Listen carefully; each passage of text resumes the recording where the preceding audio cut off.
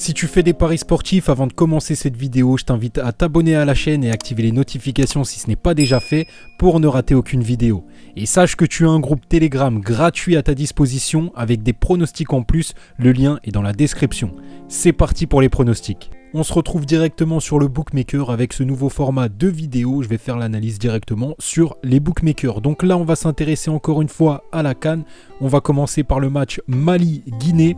Donc déjà, première chose à propos de ce match, attention au niveau des cotes, il y a un gros écart et il ne faut pas se laisser piéger par ça parce que statistiquement, l'écart n'est pas si important.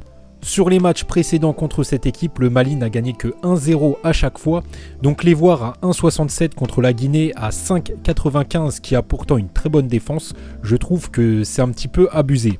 Pour ce match, je pense qu'on ne verra pas énormément de buts, mais le moins 3,5 est à 1,13, le moins 2,5 c'est 1,41. Je trouve que c'est quand même pas mal de risques pour rien, donc c'est pas très intéressant. Sur ça, je vois pas vraiment de value. Mais sur la première équipe qui marque, le Mali, je trouve que c'est pas mal, c'est coté à 1,53. Le Mali a une bonne statistique à ce sujet, donc je pense que ça peut être intéressant. Je ne vois pas forcément le Mali mettre beaucoup de buts, mais comme la Guinée n'a pas une très grosse force offensive et que le Mali ça tient défensivement, je pense que c'est tout à fait jouable et ça me paraît intéressant vu les statistiques que j'ai vues.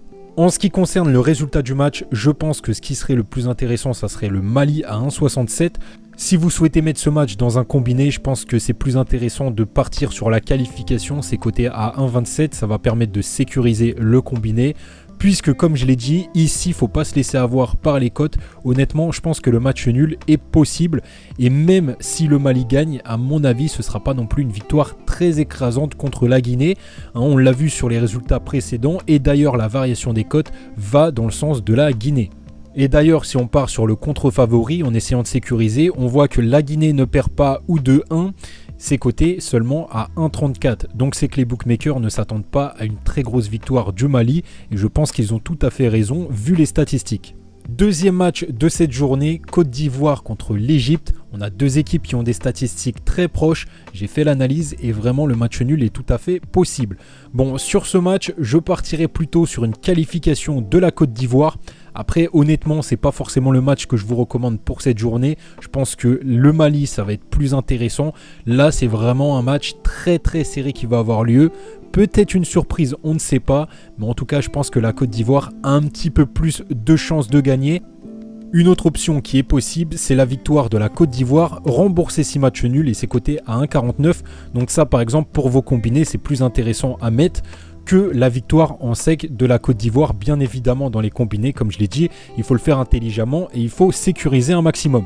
Personnellement, sur ce match, je ne vois pas de value sur la Côte d'Ivoire en sec. C'est vrai que la cote est très belle à 2,20, mais vu les statistiques, c'est pas hyper intéressant. Là, on va être sur un match certainement assez serré. En tout cas, d'après les statistiques, c'est très compliqué de trouver un vainqueur. Ce sera tout pour ce match. N'oublie pas de liker la vidéo et moi, je te dis à la prochaine. Salut l'équipe.